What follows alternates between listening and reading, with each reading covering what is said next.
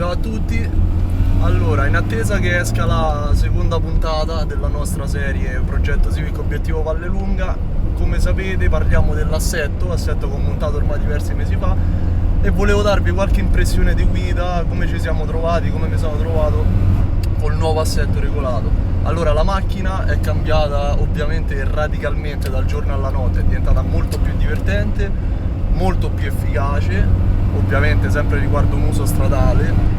E come abbiamo agito l'avete visto, ma soprattutto l'importante è stato la regolazione degli angoli ruote che hanno effettuato i ragazzi di BR Racing, che anzi approfitto per salutare e ringraziare, in collaborazione con Enrico, che mi segue come sapete nel progetto.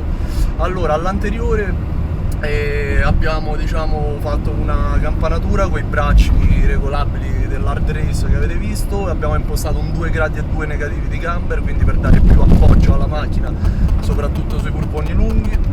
Abbiamo aperto la convergenza, quindi uno 0,2 gradi di convergenza negativa che rende la macchina un po' più nervosa, un po' più rapida nei cambi di direzione e nell'ingresso curva, e il posteriore invece reso un po' più alto, un po' più rigido, proprio per, come piace a me, averlo mobile, che si muova negli ingressi e aiuti a chiudere le curve.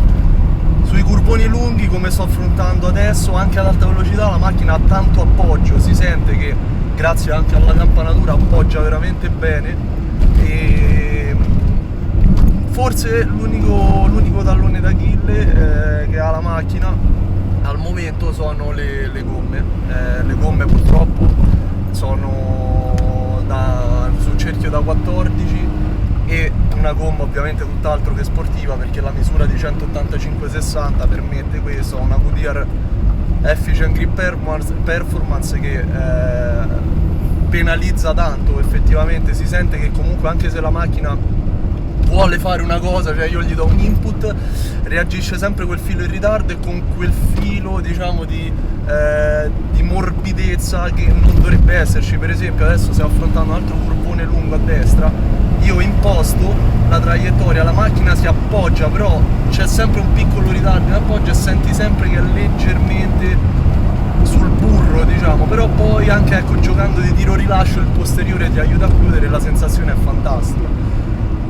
Ricordo infatti un piccolo aneddoto di quando siamo appena usciti ritirata la macchina appunto dalla regolazione assetto dai ragazzi BR, siamo andati con Marco a provarla in un misto stretto, la macchina si muoveva in un modo allucinante. Marco, testuali parole, mi fa: ma che ci hanno messo 4 saponette al posto delle gomme, vero? Conferma Marco, che anche a me un divertimento assoluto, quindi la macchina è molto molto divertente, però ecco, ci sono da affinare ancora questi dettagli, come le gomme, che in futuro arriveranno comunque anche per uso stradale, delle gomme più serie.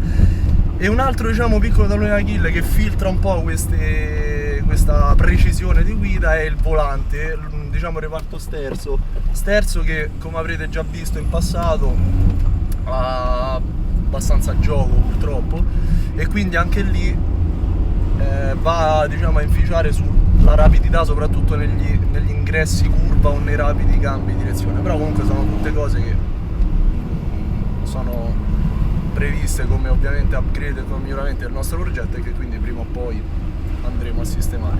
Come al solito ho parlato pure troppo.